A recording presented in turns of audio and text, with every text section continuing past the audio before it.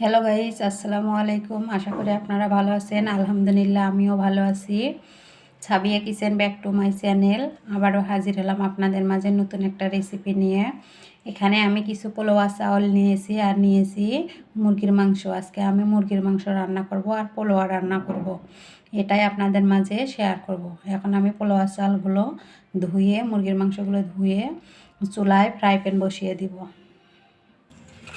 তেলগুলো গরম হয়ে গেছে। এখানে আমি কয়েকটা আলু টুকরো করে কেটে নিয়েছি। এখন আমি আলুগুলো একটা একটা করে দিয়ে ভেজে নিব। আলুগুলো দিয়ে দেওয়া হয়ে গেছে। এখন এগুলো আমি উল্টিয়ে নিব। আলুগুলো ভাজা হয়ে গেছে। এখন আমি একটা বাটিতে উঠিয়ে নিব। এখানে দিয়ে দেব কেটে রাখা পেঁয়াজ। এখানে দিয়ে দেব কিছু গরম মশলা, আদা বাটা, রসুন বাটা, হলুদ গুঁড়া, মরিচের গুঁড়া, জিরা গুঁড়া, দিয়ে দেব স্বাদ মতো লবণ। এখন এখানে দিয়ে দেব মুরগির মাংস।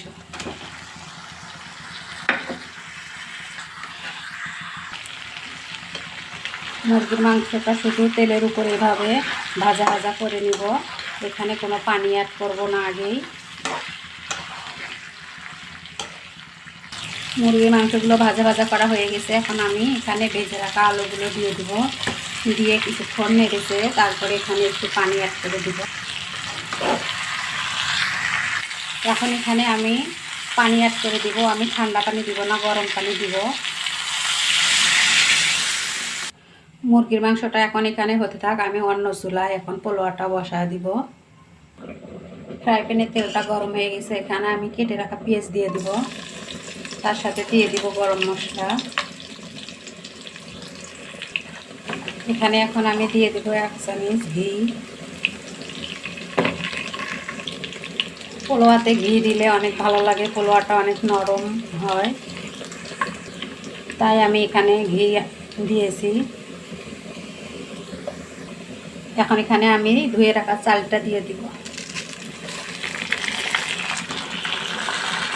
দিয়ে দিব স্বাদ মতো লবণ। চালটা আমার ভেজে নেওয়া হয়ে গেছে। এখানে আমি দিয়ে দেব 1 কাপ পরিমাণ দুধ, লিকুইড দুধ দিয়ে দিব।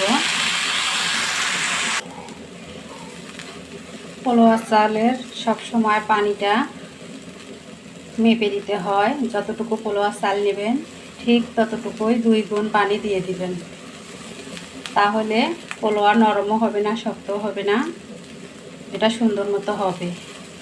আমি এখানে যতটুকু চাল নিয়েছি ঠিক তার 2 গুণ আমি পানি দিয়ে দিব।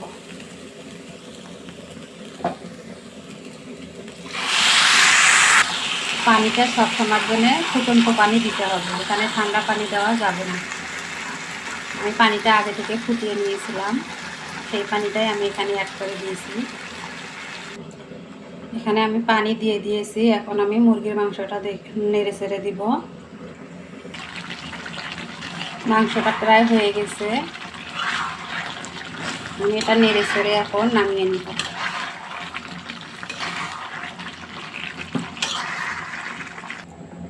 পোলোয়াটা হয়ে গেছে। এখন আমি এখানে পেঁয়াজের বেরেস্তাটা দিয়ে দিব।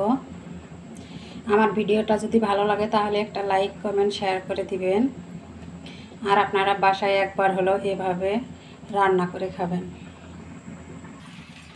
এর উপরে এখন পেঁয়াজ বেরেস্তাটা দিয়ে দিব।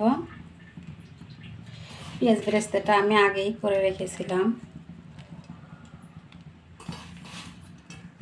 দিয়ে দেওয়া হয়ে গেছে। এখন আমি এটা নামিয়ে নেব। রান্নাটা আমার শেষ হয়েছে। সব কিছু আমি বাটিতে নামিয়ে নিয়েছি। আগে থেকে আমি একটু পায়েসও রান্না করে রেখেছিলাম। এখন শুধু খাওয়ার অপেক্ষা। যারা আমার ভিডিওতে সাবস্ক্রাইব করেননি তারা আমার ভিডিওতে সাবস্ক্রাইব করে বেল বাটনে ক্লিক করে দিয়ে নতুন নতুন ভিডিও পাওয়ার অপেক্ষায় থাকবেন। খোদা হাফেজ।